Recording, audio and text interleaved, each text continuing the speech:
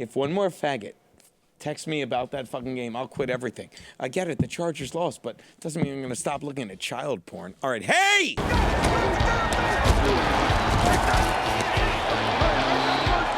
Harden play action fakes it to pass end zone. Yes, touchdown.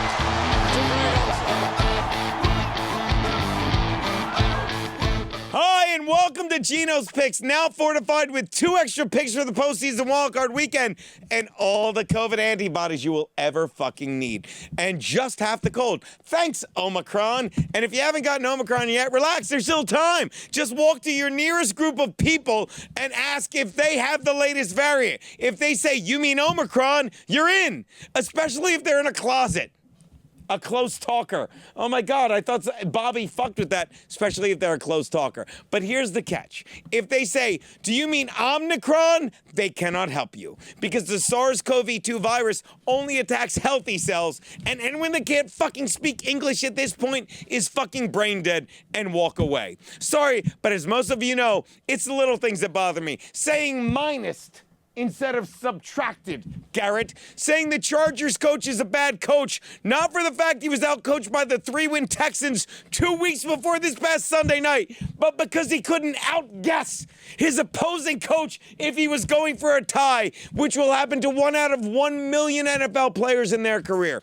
And then the last one, when people say Omicron, when talking about what so many of them believe is the worst pandemic of our lifetime. Jesus, every NFL player can spell cancer in the NFL, but it's a lot trickier because when the NFL, the spelling of cancer, there's actually a silent A after the E.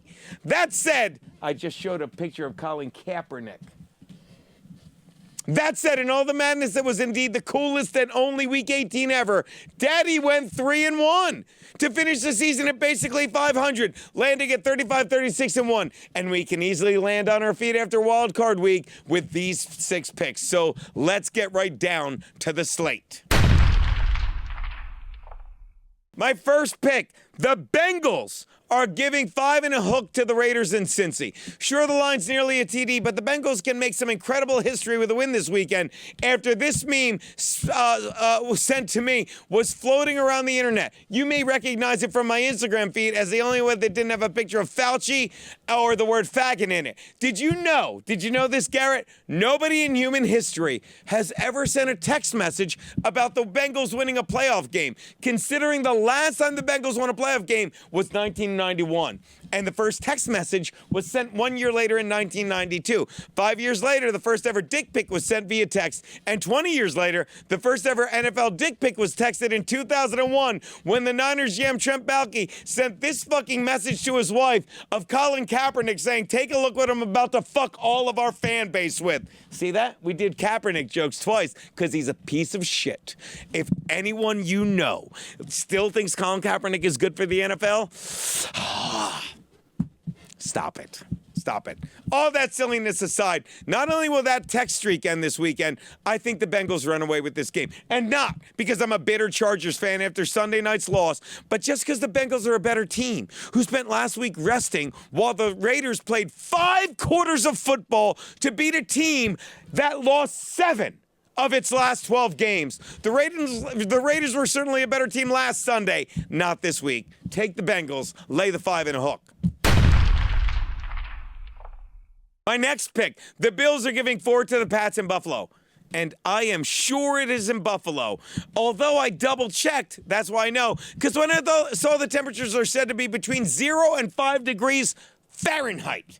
At the 8:15 kickoff, I double-checked. But they have not moved the game, believe it or not, to Antarctica. That's just the normal weather at night in January in Buffalo. And let me tell you why I love the Bills in this game. Because it's the same weather as their Monday night game this season back on December 6th when the Patriots beat the Bills 14-10 behind Matt Jones and his incredible 2 of 3 passing performance. But in their next meeting, in the balmy New England weather 3 weeks later, the Bills bitch slapped the Pats as Jones was forced to play, what's it called again? Football. And he went 14 of 32 with 2 picks. And the Bills are ready for another frosty night in Buffalo in a game that will be a carbon copy of this first one weather-wise. But this time, they will use that cold to force the game into the hands of Mac Jones, and his solo performance will look less like Game 1 and more like Star Wars 2. Yeah, that's Han Solo frozen in carbonite. Take the Bills and lay the 4. My next pick, the Bucs are laying 9 to the Eagles in Tampa Bay.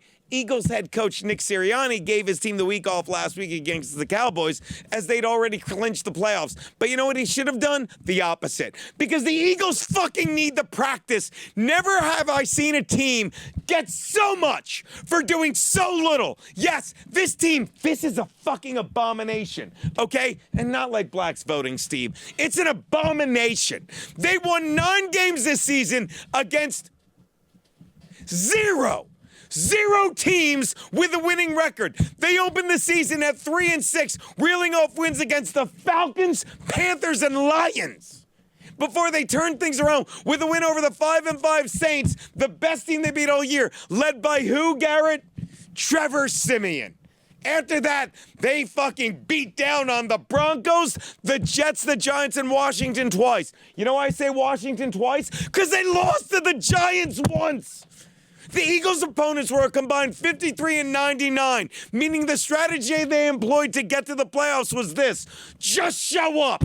And that won't work. The Eagles are the sickliest team in the postseason. And I'm not saying they got their courtesy of the easiest schedule in the league, but if the NFL did any more to fucking protect the Eagles, they'd change their initials to the WWF. Yeah, I had to use the picture because half you idiots would think I meant pro wrestling. Stop it. The WWE is more believable than the Eagles being in the playoff. Take the Bucs, and I don't care if it gets up to 19, lay the fucking points. My next pick, or kick. Cowboys are laying 3 and a hook to the Niners in Big D. Hey, remember a few years ago when Jimmy Garoppolo was so untouchable on and off the field, he said to Aaron Andrews, feels great, baby, with a wink? Yeah. Well, since then, the only time Garoppolo has been winking is when he's cashing his paycheck. That's my favorite. He gives him a check with 2 commas in it, and he goes like this. Hey, this is just between, yeah, there you go. I mean, sure, he's been playing some solid football of late with Trey Lance breathing down his neck, but that's because when you have a weapon like Deebo Samuel, you can fucking play the game with one eye closed. The Cowboys know that, and they'll use Trayvon Diggs. They will use Trayvon Diggs fucking out of the backfield to keep Winky's head on a swivel as the Cowboys run away with this one fucking late. Take the Cowboys and lay the 3 and a hook. My next pick, Pittsburgh is getting 12 and a hook from the Chiefs in KC. We only have 3 minutes. Hey, it's Slideshow Mel. Say what we want about Big Ben, but he's playing out of a storybook ending, and if this is the last chapter, I can promise you it's going to be a page turner. I mean, I'm not saying he's playing at an incredibly emotional level, but the last time he had this much adrenaline pumping through him, he hadn't just carried a team into the playoffs, he'd hoisted a woman into a bathroom stall. He raped her. And somehow I think he has a chance of escaping in this one. Still, even if the Steelers lose this one, I like them to cover because while so many are focusing on the KC offense, I'm focusing on TJ's defense. Yeah, TJ Watt. Because regardless of Big Ben, regardless of what Big Ben may or may not have done in the past, Watt is the guy that's bending QBs over everywhere. Although that's not fair. Because actually there will be one difference. Moments before Mahomes gets pounded, he'll be yelling TJ Watt, as opposed to the woman who Roethlisberger raped, who seconds earlier was yelling BJ what? And then he fucked her. Take the Steelers and lay the 12 and a hook. Which brings me to my long shot of the... I apologize. They told me they were going to do this. I said, let's do this. I said I'm ready for it, and I'm looking at it. And it's really funny, people. The Cards are getting 4 from the Rams at SoFi. This game is going to come down to a pair of Triple Crown receivers. Watch this. We can use 2 screens. Cooper Kupp, who won the equivalent of the NFL Triple Crown by leading all receivers in TDs, yards, and receptions, and Odell Beckham Jr., who's so long in the teeth at this point, the only way he gets the Triple Crown if it's awarded to him at Pimlico. Problem is, while we know what an absolute horse's ass OBJ is, Stafford keeps forcing it to this horse face, which is why he's thrown 8 picks in his last 3 games. And am I saying the Rams are going to lose this game? Nah. But let's face it, the NFL knows what it's doing, and it's not putting the last game of a blockbuster weekend on Monday night if it's going to be a blowout. Cards keep it close, might even steal it. Take the Cards and lay the, and the 4 you're getting. Those are Geno's picks.